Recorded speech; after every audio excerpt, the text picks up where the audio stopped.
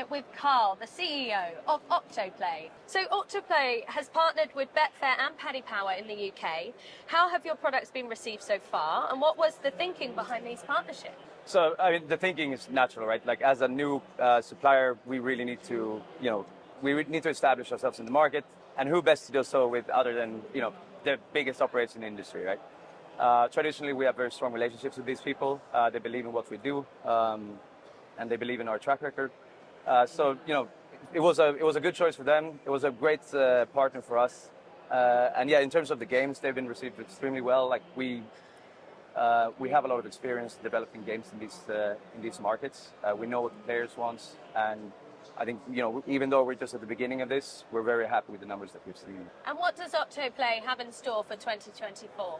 Basically, the last 3 days, it's been all about what 2024 is about for us, right? We have launched some very unique mechanics, some slot mechanics that we call Chaos Reels and that we call Combat Royale.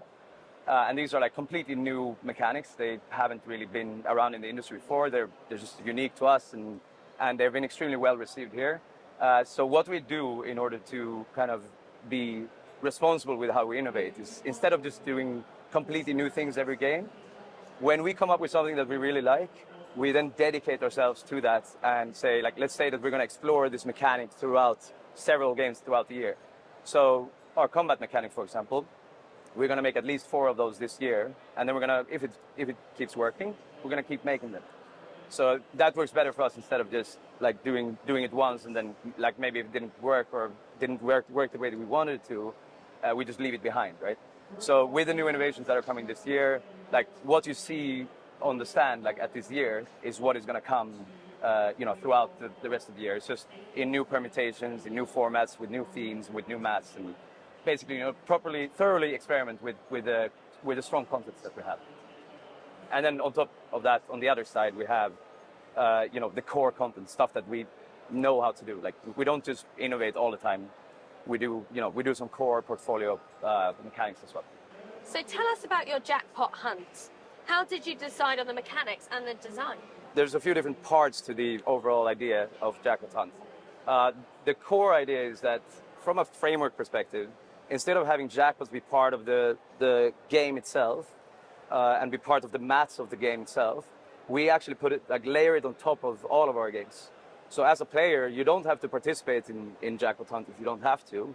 Instead, you can opt in and just pay a little bit more each spin in order to be opted in for this jackpot feature.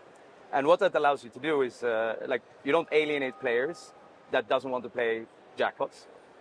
But for players that wants to play jackpots, they get to do both, right? They get to play the base game without changing the maths of that base game, and they get to enjoy the jackpot feature.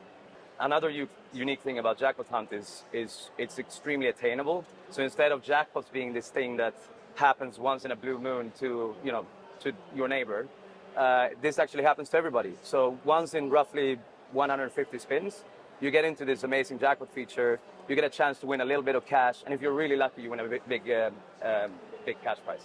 And how do you go about finding your own unique style for slots amongst all of the different inspiration and competition around you?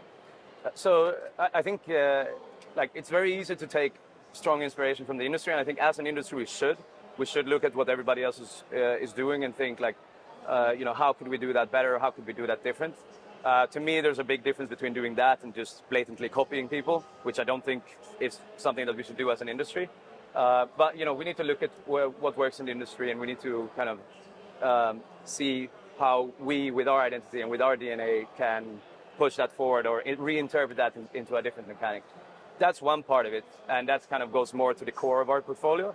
But then in terms of innovation, I think we all just need to kind of almost forget about everything and reimagine gambling. And I think with what we're showcasing this year, we've really shown that we can come up with concepts just like our combat mechanics, for example, that are just so far left. Like, there really doesn't exist anything like it, and it just shows to me the industry, there's a million more ideas to come, and we don't, in terms of pushing the boundaries, we don't all have to kind of do the same thing.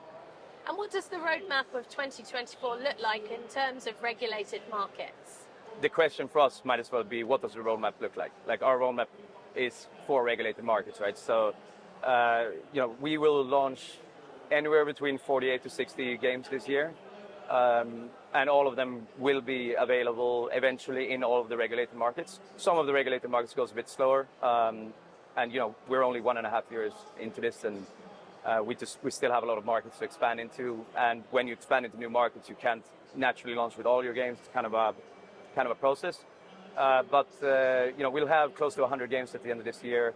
We'll be releasing anywhere between 4 and 6 games per month. All of which comes from each of our distinct sub-studios. So, it's not like 6 games that are all feel the same or look the same.